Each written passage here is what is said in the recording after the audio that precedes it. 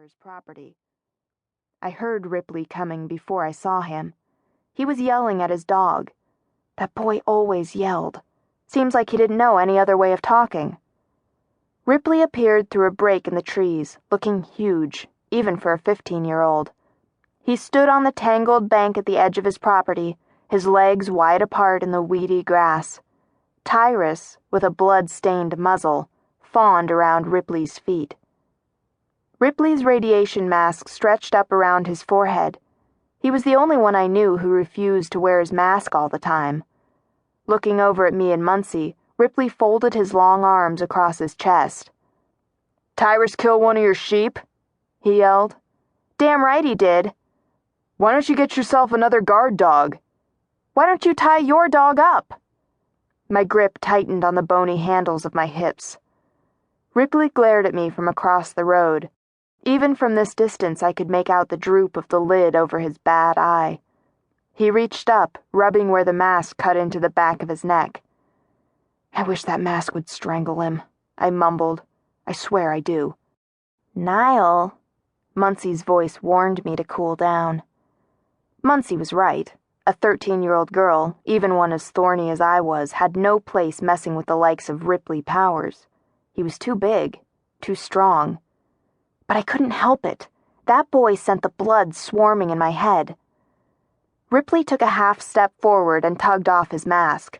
He tossed the wad of gauze down the bank into the road. Looked like he meant to start some kind of trouble. I whistled for my dog, Caleb. Caleb's a border collie, a herding dog, low and fast, silky black and white.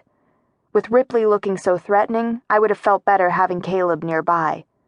But he didn't come to my whistle. Must have been inside with Gran.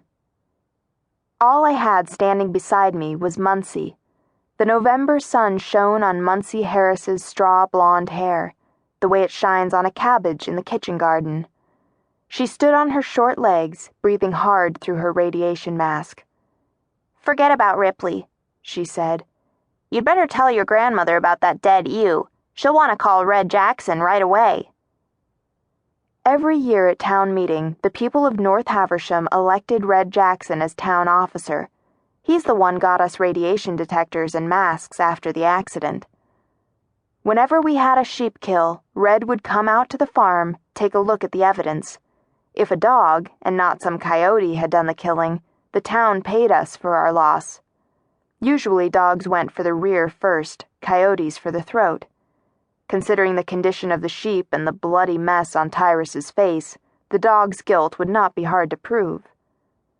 I high-stepped back over the fence, out of the pasture, to stand beside Muncie. Ripley scowled across the field at us. "Hey, Munchkin, grown any brains yet? Maybe with all this radiation in the air, you'll mutate into something normal." I started toward him in anger, but Muncie held me back. "How much is 2 + 2, Munchkin?" Ripley yelled. Muncie shifted on the uneven, tufted grass, staying me with her iron grip. I jerked my arm away, causing her to lose her balance. Muncie stumbled backward into the electric fence.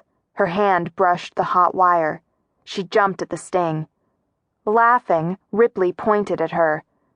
"Nyles Sumner, why do you hang out with that dwarf?" The way he said it made it sound ugly. I turned my back on him. "Are you okay?" I asked. Muncie tucked her right arm tight against her chest. Tears stood in her pale eyes, magnified by her glasses. "I'm going to kill him. Just walk over there and kill him," I said, twisting around to face Ripley again. "No, Nyle," Muncie whispered, coming up close to me. She cradled her shocked arm. Ripley shifted a big wad of spit in his mouth and hurled it. It arched and landed in the dirt road between us. I took another step forward. Muncie's left hand reached out, this time to hold me back. Just then, Ripley's dog caught the scent of something behind him in the woods. He backed up, lifted his head, and started baying. Turning tail, he took off, vanishing between the trees. Ripley, yelling for Tyrus to come back, stomped off after him. Anger rose up in me like spring sap. I marched toward the road, meaning to cross over. "Forget it, Nyle." Muncie struggled behind me.